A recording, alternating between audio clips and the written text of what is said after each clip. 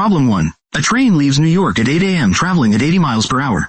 Another train leaves Chicago at 9 a.m. traveling at 100 miles per hour. Chicago is 800 miles from New York. If both trains are traveling towards each other, which train will be closer to New York when they meet? Option A.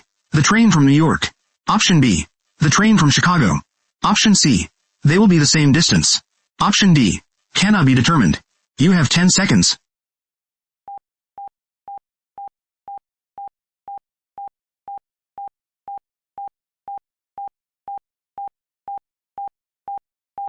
Problem 2. What is the value of open bracket 2 to the power of 3 times 3 close bracket divided by 2 squared?